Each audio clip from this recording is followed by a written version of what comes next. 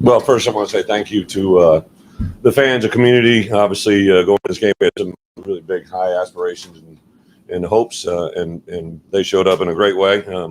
Unfortunately, our first half performance, we didn't match that. I think offensively, defensively, especially some things that we had hoped to capitalize on. We just weren't able to do that. But I did think going in the locker room at halftime, as bad as that first half was with the turnovers, the unique downing of the punt, to give them several possessions inside the plus 50 and to have his field points. I thought that might give us a little bit of hope, but we just weren't able to really ever get anything going. When we, take into effect the way we put it over, but then also defensively not to get off the field on third down. That was, some concern. So just not a lot of things went our way, but we got to create those moments. I tell them all the time, before you can win a football game, you got to stop from losing, and we lost that game. It was just too many things that we gave them. A good football team like that, you can't spot them opportunities and expect to have success. So we put a lot into that game, a lot of preparation. I'd give a lot of credit to our guys to put themselves in that position. I know this is a resilient group. We're a 5-2 football team going into a bye week, which I think when I saw the schedule come out the first time, I knew that we had a late bye week, so that was one thing. But on the flip side of it, I thought this was going to come out of it, win or lose, this game, and wherever we were at, I thought this was going to be a well-timed bye week. So it's going to be very important that we get right to get to where we want to be with 5 games left.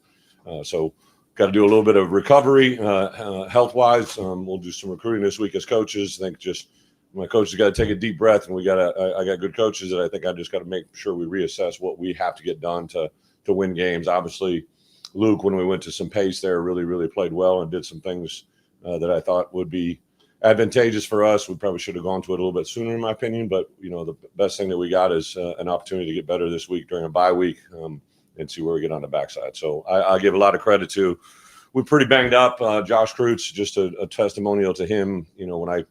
When he got injured 2 weeks ago, they said he'd be out for 3 to 4 weeks at a minimum. And he practiced Thursday. Caden Fagan had an AC sprain last week. That's why he kind of was limited today. He never really practiced at all this week, and he tried to go in there. But when I saw that was bothering him, I just didn't want to put our ball in jeopardy. And then Khalil got rolled up or got banged up with an ankle during the course of the game.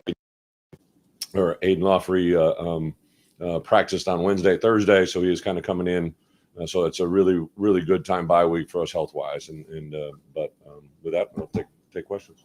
What frustrates or bothers you most about kind of missing that opportunity with number 1 here? Well, just those opportunities don't come around very often, right? And I always say that, this is week 7 opportunity, and it's created a moment. We made it a really big moment. We created, in my opinion, a memory you don't want to have, right? But we got to learn from it. We got to grow from it. I think for us as coaches, we got to take a deep dive into why those things popped up. We can't just say, we had a turnover, or, we couldn't get off the field. Like, why, right? Like, are we putting our players in the best positions? Are we asking them to do something they can't do?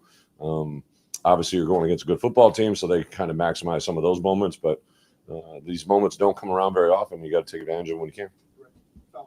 7 games in, what do you really want to assess as issues that you've seen? Yeah, I think, we got some good players. We've got some adjustments on defense when you lose Xavier, a guy that you kind of build things around. But that happened, after week 3. And so now to kind of assess where we're at, who we are, what we can do, I think is really, really important. I always think these bye weeks, everybody takes a deep breath. To me, you kind of take a deep breath with even the excitement of, okay, where are we at and where can we go? Because, let's kind of teach it as a halftime of the season to look. The second bye week is going to be a little bit different, right? We're going to get 2 games under our belt and have a bye week before the 3-game stretch on the back end. So this is a very important week to assess who we are, what we can do better. Personnel, I think, would be the biggest thing. What can our personnel do really, really good? And then offensively, obviously, maximize, the strengths of Luke and what he does, because our coach has Luke, right? And we got to be able to do that better. The mistakes, kind of uncharacteristic. The first interception from Luke. Special teams, you don't see that. Yeah, that was a bang, right? Tip ball when his first pick, deflected pass, right? Is that, I don't know, just kind of breaks in football, play number 1? Well, no, they capitalized on it, right? We had some batted balls too.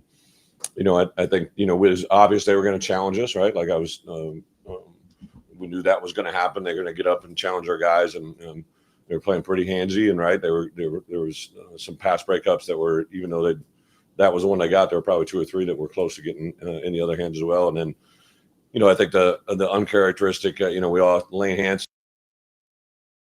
this week and bye week. Hurt his shoulder in the end of the Purdue game there, so kind of a determination there. But he's been our punt snapper for the last 3 years, and obviously that showed up today. So just a lot of things that it's kind of what it is. We can correct it, we can make some things, but also when a couple things go against you. Literally, when I saw we put the knee down on the punt, I'm like, what else could happen, right? Like that. But if you begin to feel that way and you accept it, you're never going to get anywhere. So we fought our ass off to get to this point, right? To make this a game that drew some attention, not just because Ohio State's coming to town, because we had 2 ranked teams, and I'm not going to diminish that. I'm super proud of what we accomplished, but it also is a good indicator that we're nowhere close to where we need to go to get this thing to be more consistent on a good basis, and it's good against a really good team. Brett, Ohio State came in 5 points a game, allowing you, and you scored 16. But what kind of pressure does it put on a program? You have to be perfect almost. Yeah. Well, I think there are 5 games into it. I actually wanted to go Temple the whole freaking game because they couldn't do shit with it, right? Like we were doing a lot of really good things. In retrospect, I think we could have done that a little bit sooner, a little bit quicker. Our quarterback's really good with it, but they got good players all over the place. Matt's obviously a very talented coordinator. They got really good personnel. But it seemed like when we went tempo that things really began to work our way. We just needed to go to it probably a little sooner, a little more often. They've been playing, and Columbus just saying it's almost trestle ball. Mm-hmm. They're playing a little more conservative than people think. Is that the luxury that a defense like that can give you? I don't need to give Ohio State any advice. They're doing really good. They're ranked number 1 in the country. They're a pretty good football team. They got a lot of good talent. Their coach is exceptional. They got a lot of really good players. Their kicking game doesn't give any flaws. Usually, in my experience, right, when you got teams like that, you can find something, but they just, last week that punt scheme they ran, I think Ryan keeps them on edge. I'm excited because they're a Big Ten team, and I think they can do a lot of things nationally that continue to make our conference what it is. Defensively, did want to give up 3 yards, want to get them on the ground. Yeah. Did you see progress there? I think we had Bret hit me going in. I want to know. I think we had 4 possessions start inside the 40. And just I thought if we could, Aaron did a nice job of doing some things that made him play a little left-handed. Obviously, we gave up 1 ball.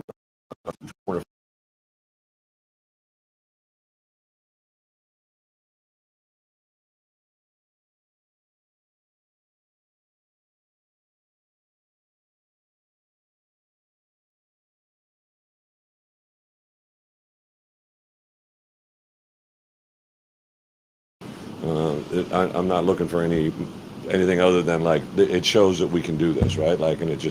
But we can't give away freebies, and we gave away freebies that caused problems. With the tempo stuff, is that a thing where Barry Lenny has the freedom to make that call? No, when to speed it up, when to slow it down? I'm just saying that Luke, when Luke, we've been Luke for 3 years. As soon as he begins to feel it, he can't go. He likes to go, and we obviously went to it at the end of the half there, but at halftime we decided to go tempo the whole way through. I asked a question from second quarter, and we didn't want to, which is why I get to make them, but I could have easily said that's on me. So I just thought, for what I've seen of these guys, right, they have not many people have run 2 minute on them, right, but when it did, it really slowed down the looks that you saw and the things that you began to see. So that's why I wanted to do it. Getting off the field on 3rd down. Yeah, so 3rd and 4, so there's 3rd and 1, there's 3rd and 2 to 3, 3rd and 4 to 6, and then 3rd and 7 to 10, and it's at 7 to 10 and that 4 to 6 range. We had a couple 3rd and 16s that we gave up over the last, in some of the games that we didn't have as much success as I'd wanted. So, listen, the game, 75% of the game is 1st and 2nd down. That's football.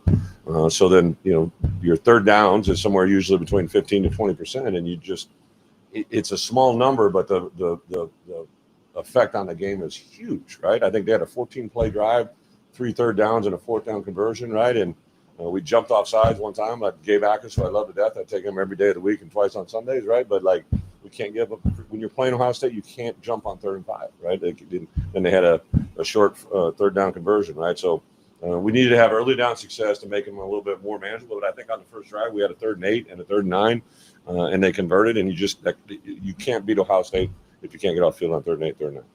Thank you, guys. Thank you.